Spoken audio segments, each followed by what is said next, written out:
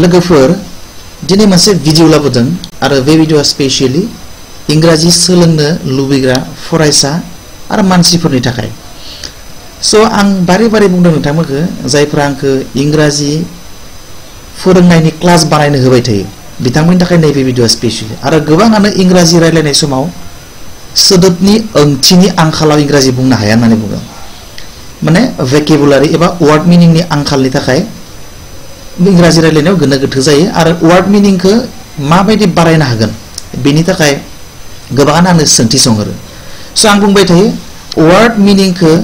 गोसोआव लाखिनायनि बयनिख्रुइबो पावारफुलसिन गोहोगोरासिन खायदा बाराया जाबाय निउज पेपार फरायनाय आं गोदोआव बुंदों दाबो बुंदों आरो माबायदि निउज पेपार फरायनांगौ बेनिबो टिप्स होबाय थादों आरो दिनैनो बेबायदिनो मोनसे मोजां टपिक बासिख'नानै लादों आरो बे टपिकजों सोमोन्दो थानाय मोजां मोजां वार्डफोरखौ लिरख'नानै बोरै मुखस्थ' खालामनांगौ बेनिनो मोनसे माने गोथां बिदिन्थि होनो नागिरदों आं नोंथांमोनखौ गेरान्टि होनना बुंनो नागिरदों नोंथांमोना दिनै जा सोदोबफोरखौ आं नोंथांमोननो होगोन बै सोदोबफोरखौ नोंथांमोना साननैसो सिगांनिफ्राय आरो साननैसो उनसिम बे सोदोबफोरखौ नोंथाङा निउज पेपाराव मोनफ्लेबाय थागोन आरो जेब्ला मोनसे मोननै सोदोबखौनो निउज पेपाराव मोनफ्लेबाय थागोन सानफ्रोमबो अब्ला बेबायदि सोदोबनि ओंथिखौ नोंथाङा पार्मानेन्टलि गोसोआव थागोन दा आं नोंथांमोननो मोनसे निउज पेपारनि काटिं लादों नैबे आं एसे गिदिर खालामबाय सो भेरि इन्टारेस्टिं टपिकबो नैबे नोंथाङा माने कारेन्ट एफेयार्सबो रोंगोन नोंथाङा जुदि कम्पिटिटिभ एग्जामनि थाखाय प्रिपेरेसन खालामबाय थादोंब्ला नोंथांनि थाखाय नैबे मोनसे कारेन्ट एफेयारबो जाखायो आरो बियो बहुत माने हेल्पफुल जायो माबायदि नोंथाङा जुदि एग्जामनि थाखाय प्रिपेरेसन खालामदोंब्ला नोंथाङा इंराजि साबजेक्टनि थाखाय बहुत हेल्पफुल जायो वर्ड मिनिं नोंथांनो नांगौ जायो आरो सिनोनिम्स एन्टोनिम्स कम्पिटिटिभ एग्जामफोराव फैयो जायफोरा एग्जाम होफ्लेबाय थादों बिथांमोना मिथिगौ इंराजिया मोनसे साबजेक्टखा कम्पिटिटिभ एग्जामफोराव बेबो लाब जाबाय आरो लोगोसे नोंथाङा कारेन्ट एफेयार्स मिथिथारनांगौ नैबे मोनसे बिराद इम्पर्टेन्ट कारेन्ट एफेयार्स जायखौ नों मिथिथारनांगौ उत्तर प्रदेशआव जाबाय थानाय बिराद गिलु बालु मोनसे जाथाय बेनि सोमोन्दै मोनसे पेपार काटिं आं लाबाय दाना जोङो बे पेपार काटिंखौ फरायगोन आरो बेनि ओंथिफोरखौ जोङो नायगोन आरो बे पेराग्राफाव थानाय मोनफ्रोमबो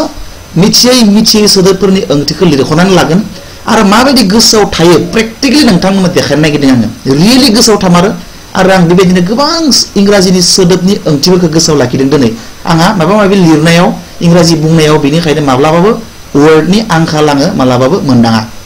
नोंथांमोनाबो आंनि बायदि फर्मुलाखौ बाहायोबा नोंथाङाबो मास मोननै मोनथामसोनि उनाव माब्लाबाबो इंराजि रायलायनायाव बा लिरनायाव मालाबाबो वर्डनि सोदोबनि ओंथिनि आंखाल नोंथाङा मोनदांनाय नङा जोङो लानोसै फरायनि जोङो गिबियाव नोंथांमोना गिबियाव पेपारखौ फरायना लाग्रोनांगौ आङो फरायनानै लाखाबाय नोंथांमोनखौ फरायना देखायनि जसिमात क्राइसिस माने मा दाङा बाजि जेंना जेंसि बायदिखौनो बुङो क्राइसिस मोननो थाखागोन आरो थाखायोबो लिरनानै लानांगौ जसिमात क्राइसिस जसिमातआ जाबाय मोनसे जायगानि मुं दाना जोङो पेराग्राफखौ फरायनोसै हिउमेन फेल'सि माने मा जोङो लिरनानै लाबाय नोंथांमोनाबो लिरनानै ला फेल'सि माने आं बुंनि फेल'सि माने नैबे आं लिरनानै दोनखादों फेल'सि माने जाबाय थार सानना लानाय नाथाय गोरोन्थि माबा मोनसे बुस्थुखौ बयबो थार साननानै लानाय नाथाय सरासनस्रा बियो गोरोन्थिसो बेबायदि बुस्थुफोरखौ फेल'सि होननानै बुङो नायफिननोसै human fallacy to take nature and her resources for granted माने तो गनायथि होनाय ग्रान्टेड हेज अफन रिजाल्टेड माने फिनजाथाय होनाय फिथाय होनाय इन डिजास्ट्रास माने मा नायलायबाय लिरनानै लाबाय नैया डिजास्ट्रास माने नैबे डिजास्ट्रास माने मा होनो भेरि बेड बिराद गाज्रि आरो जेमान हायो इंराजिनि सोदोबनि ओंथिखौ इंराजियावनो लिरनो नाजानांगौ गोरलै नों मिथिनाय सोदोबफोरजों बिनि ओंथिखौ लिरनो नाजानांगौ जेरैबायदि डिजास्ट्रासनि ओंथिया मा भेरि बेड जोबोर गाज्रि एबा एक्सट्रिमलि बेड एबा आनसाक्सेसफुल माने साक्सेसफुल जायै मिथिबाय दाना डिजास्ट्रासनि ओंथिया मा डिजास्ट्रास नङा दे डिजास्ट्रासनि ओंथिया मा जोबोर गाज्रि भेरि बेड एबा आनसाक्सेसफुल लिरख'नानै लाबाय थांनोसै नेक्स्टआव कनसिकुवेन्सेस माने फिनजाथाय कनसिकुवेन्सेस लिरनानै लाबाय बेखौ मिथिगौबा लिरनाङा मिथियैफोरखौ लिर डिजास्ट्रास बिराद गाज्रि कनसिकुवेन्सेस माने फिनजाथाय कनसिकुवेन्सेस फिनजाथाय थांनोसै एन्ड मेनि ए टाइम माने गोबां समाव नेचार हेज हिट माने तो बुनाय हिट बेक माने बुफिननाय with a visions Vigilance माने लिरनानै लादोंनिया vigilance माने साजा होफिननाय माबा मोनसे सोरनिबा आङो मायबा खामानि मावदोंमोन गोरोन्थि आरो गोरोन्थि खामानि मावनायनि थाखाय बियो आंखौ बुफिननाय बा साजा होफिननाय खैफोद होफिननाय बेखौनो बुङो vengeance paragraph मोनसे जाबाय नाउ जसिमाता मोनसे जायगानि नाम ए टाउन इन उत्तराखंडनि मोनसे जायगानि मुं is bearing the fury bearing माने मोननाय जानाय बेबायदिखौ bearing होनना बुङो थानाय fury माने दिउ रागा जोंनाय लिरनानै लादों fury माने नै fury माने दिउ रागा जोंनायखौ fury होननानै बुङो बेनिफ्राय fury on nature माने मिथिंगा cracks माने गावनाय हा गावनाय बायदि गावनाय on roads माने लामा home माने न wall माने बेरा collapse माने बायनाय collapsed माने बायनाय गिग्रेबनाय टेम्पल मन्दिर have created सोमजिनाय an atmosphere माने बार मोनसे थासारि बारहावा पेनिक माने मा खारखाव खारसि दुंहाव दुंसि पेनिक across माने जायगायाव एबा मोनसे जायगायाव ओनसोलाव जसिमात जायगायाव जसिमातनि सोरगिदिं across माने सोरगिदिं जसिमातनि सोरगिदिं खारखाव खारसि दावराव दावसि पेनिक माने खारखाव खारसि दावराव दावसि लिरनानै लाबाय The town is sinking माने मा sinking माने गोदोलांनाय गाहायाव गब्रलांनायखौ बुङो sinking or experiencing माने मोननाय land माने थ' हा subsidence माने मा बिराद इम्पोर्टेन्ट सोदोब बियो subsidence माने जाबाय हा सिङाव गब्रलांनाय एबा गोदोलांनाय एबा दाबिलांनाय गाहाय जालांनाय बेखौ बुङो subsidence माने ओमफ्राय ए फेनोमेनन माने जाथाय in which the ground level sinks हाया गोदोलांदों or sinks lower over time हा सिंथिं गोदोलांदों हायानो हा सिंथिं गोदोलांदों थारमाने गब्रलांदों आरोखि दा बेबायदि इदि फरायजोबना लानांगौ खनसे गासैखौबो फरायजोबनानै लाबाय गासैखौबो फरायजोबनानै ला मिथिखौ बहियाव लिरख'नानै ला नै ए फेनोमेनन मा थांखो नैबे दा उत्तराखंड गभर्नमेन्ट declared फोसावबाय जसिमातखौ a landslide हा गुगानाय subsidence zone landslide subsidence zone हिसाबै दा उत्तराखंडनि बै जसिमात ओनसोलखौ सरकारा फोसावबाय landslide माने हा गुगानाय subsidence माने गोदोलांनाय हा गुगानानै सिंथिं गोदोलांनाय zone मानेथ' ओनसोल and over 60 families living in damaged houses damaged माने बायख्रेबनाय न' houses have been evacuated माने मा evacuate माने नैया evacuate माने गोसोआव लाखि आं सिगांबो बुंदोंमोन evacuate मोननायखौनो मोनफ्लेबाय थायो आं सिगांनि निउसपेपार रिडिंआवबो नै सोदोबखौनो मोनदोंमोन evacuate दा मोनलायबाय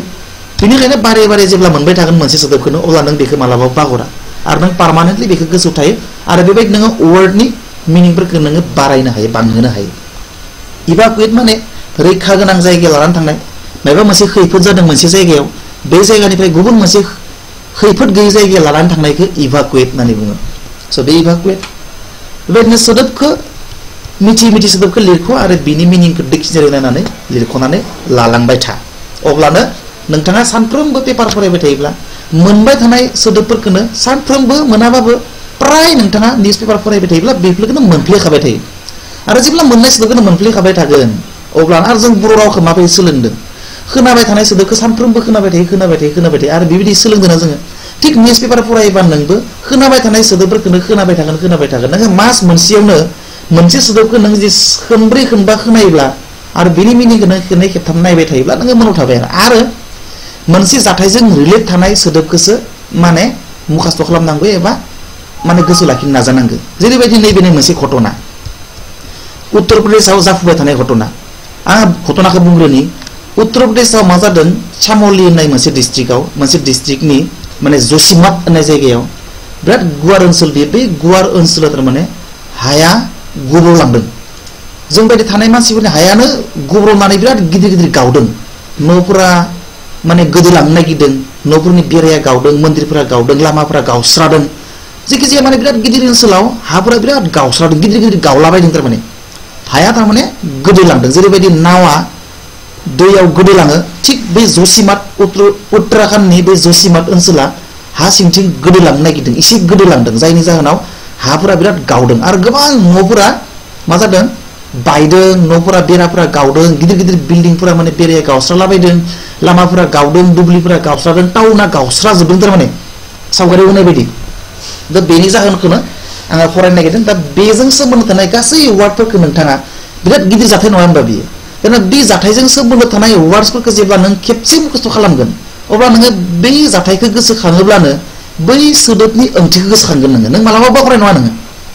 दा बेनिखायनो बेबायदि मोनसे गिदिर जाथायजों सोमोन्दो थानाय सोदोबफोरखौसो मुखस्थ' खालामनांगौ अब्ला नोंथाङा बावगारा लं लास्टिं जायो आरो बेबायदिसो सोदोबखौ मुखस्थ' खालामनांगौ आरो गुबुन टेकनिकजों मुखस्थ' खालामोबा डिक्सनारियाव नायबाय मिथियै वार्डखौ लिरबाय बहियाव मुखस्थ' खालामबाय बिदिजों नोङो मुखस्थ' थागोन नोङो दिनै थागोन गाबोननो बावगारगोन नों समफोर बावगारगोन लं लास्टिं जाया थ' बेबायदि मुखस्थ' खालामनाया इफेक्टिभ नङा बेनिखायनो इफेक्टिभ वार्ड मुखस्थ' खालामनायनि खायदाया नैबेसो दाना जोङो नायनोसै जेनेबा मा बुंनाय जादों हिउमेन फेलासि मानसिनि गोरोन्थि टु टेक द नेचार एन्ड हार माने नेचारखौ बुंदों बिनि रिसोर्सेस फुंखा for granted human fallacy to take nature and her resources for granted has often resulted in disastrous consequences ओमफ्राय आं बुंदोंमोन नैबे नोंथांमोननि थाखाय आरो मोनसेबाव मुलाम्फा गोनां भिडिअ जागोन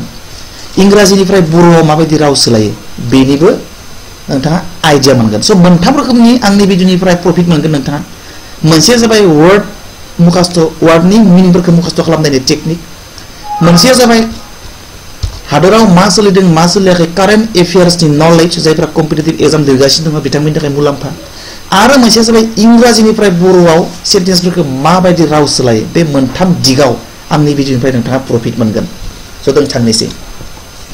Human fallacy to take nature and her resources for granted has often resulted in disastrous consequences. बर'खौ नोंथाङा नोंथांनि बायदि खालामनांगौ किन्तु कनसेप्टखौ नोंथाङा बुजिनांगौ इंराजियाव मा बुंनो नागिरदों मानसिनि गोरोन्थि मा गोरोन्थि बे मिथिंगाखौ लानानै आरो मिथिंगानि फुंखा रिसोर्सेस माने फुंखा मिथिंगानि फुंखाफोरखौ लानानै आरो मिथिंगाखौ लानानै मानसिफ्रा जिबायदि मोजां साननानै बिनि सायाव खामानि मावबाय थादों बियो बिराद गाज्रि रोखोमै नैबे भेरि बेड डिजास्ट्रास कनसिक्वेन्सेस माने गोहोम एबा फिनजाथाय बिराद गाज्रि रोखोमै बियो गोहोम खोख्लैदों बा फिनजाथाय महरै नुजाथिदों नों बर'खौ गावनि गोसो बायदि खालामनांगौ किन्तु कनसेप्टखौ बुजिनांगौ बेयो मानसिनि बिराद गिदिर गोरोन्थि होनना बुंदों हिउमेन फेल'सि मानसिनि बिराद गिदिर गोरोन्थि जाबाय थादों बियो जोङो नेचारखौ मिथिंगाखौ जिबायदि बाहायबोदों मिथिंगानि फुंखाफोरखौ जोङो जिबायदि बाहायबोदों आरो जिबायदि मोजां साननानै बाहायदों जिबायदि मोजां साननानै गनायथि होनानै जों बाहायबोदों ग्रान्टेड माने गनायथि होनाय बेयो मा खालामदों बिराद गाज्रि रोखोमै माने फिनजाथाय महरै नुजाथिदों गाज्रि फिथाइ महरै नुजाथिदों बर'खौ गावनि गोसो बायदि खालामबाय जोङो इंराजिनि कनसेप्टखौ बुजिनानै आरो बेबायदिनो राव सोलायनांगौ आरो बेबायदिनो बुजिनांगौ मिथिनानै लाखा राव सोलायनाय मालाबाबो लाइन टु लाइन जाया गोबां नुदों आङो बिजाबफोराव राव सोलायो इंलिसनिफ्राय लाइन टु लाइन बुजि मोननो बिराद गोब्राब जायो आरो बेफोर मानसिफ्रा राव सोलायनायनि गियानानो गैया बे मानसिफ्रा इंराजिनिफ्राय बर'आव राव सोलायनाय बिजाबखौनो खालामनो नाङा बिराद बुजि मोननो गोब्राब जायो बिदि राव सोलायनाय सिस्टेमा बिदि नङायानोखा थांनोसै नेक्स्ट लाइनाव एन्ड मेनि ए टाइम माने गोबां समाव नेचार हेज हिट बेक मिथिंगाया जोंखौ बुफिनदों हिट माने बुनाय बेक माने बुफिननाय जादों मिथिंगाया गोबां समाव जोंखौ मिथिंगाया बुफिनदों जों दि मिथिंगाखौ बुगासिनो दङ मिथिंगानि सायाव अयथासार खालामदों मिथिंगायाबो जोंनि सायाव अयथासार खालामफिनदों होनना बुंदों उइथ ए भिनजेन्स नैबे उइथ ए भिनजेन्स माने बिनो भिनजेन्स माने जों जे मिथिंगानि सायाव अयथासार खालामदों मिथिंगायाबो जोंखौ अयथासार खालामफिनदों माबा मोनसे खालामबाथाय फिनजाथाय महरै खालामफिननायखौ भिनजेन्स होननानै बुङो होमबा मा जादों दाना बिनि बर'आ नाउ nature has hit back with a vengeance मिथिंगाया जोंखौ बिसोरनि सायाव अयथासार खालामनायखाय जोंनि सायावबो अयथासार खालामफिनबाय होनना बुंदों नेक्स्ट लाइन नाउ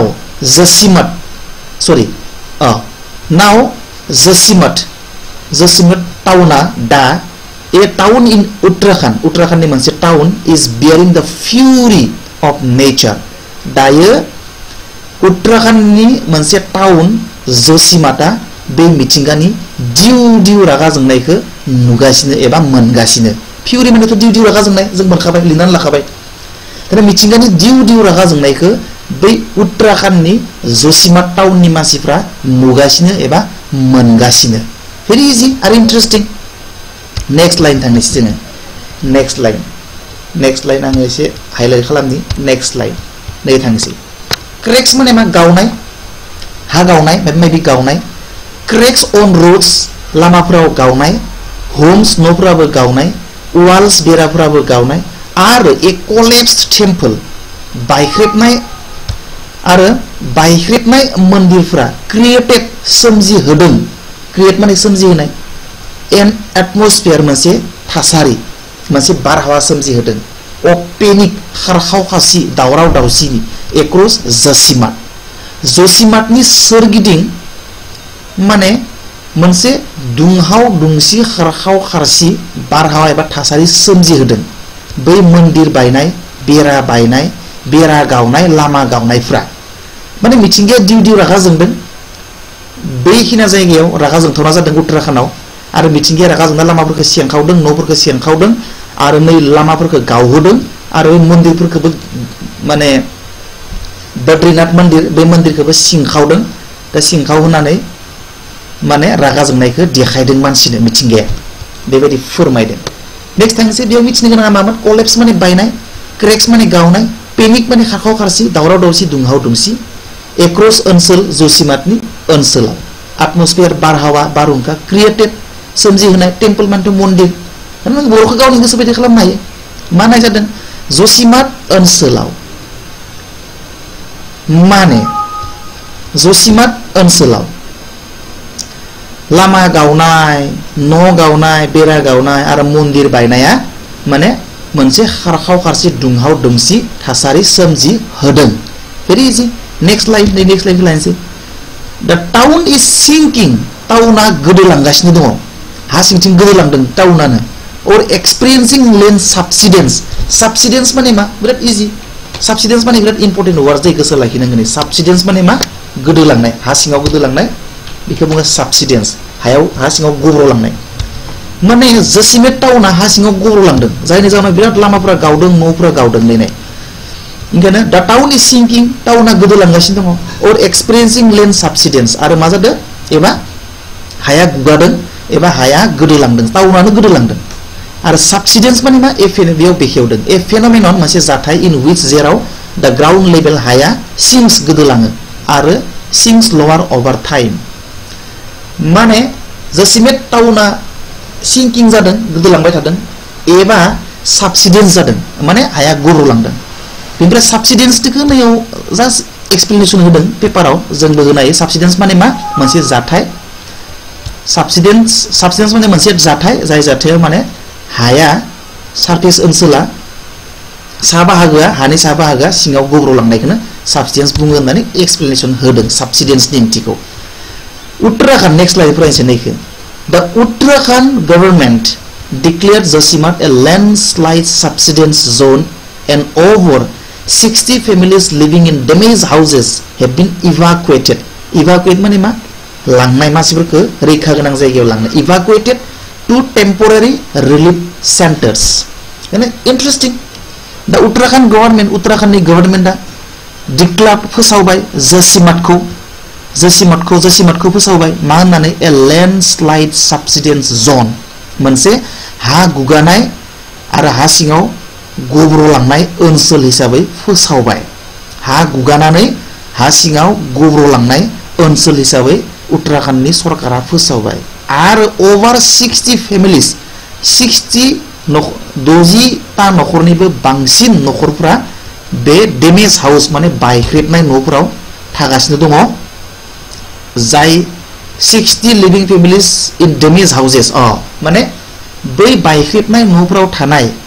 60ता नखरनिबो बांसिन नखरफोरखौ इभाकुएटेड खालामनाय जादों माने इभाकुएट माने लांनाय जादों मा लांनाय जादों टु टेम्परारि रिलिफ सेन्टार गुबुन रैखा गोनां जायगायाव खैफोद गैयै जायगायाव इभाकुएट खालामनाय जादों माने लांनाय जादों पार्मानेन्ट नङै टेम्परारि माने पार्मानेन्ट नङै खाननैसोनि थाखाय खालामथ'नाय खैफोद गैयै जायगायाव लांथ'नाय जाबाय बै गावनायनि जाहोनाव न' बायनायफोराव थाबाय थानाय 60निख्रुइबो बांसिन नखरफोरखौ इजि आरो इन्टारेस्टिं मोनो थाबाय इभाकुएट माने लांनाय सेफ जायगायाव ना थांसै नेक्स्ट लाइन नैबे at least 90 more families have to be evacuated आरो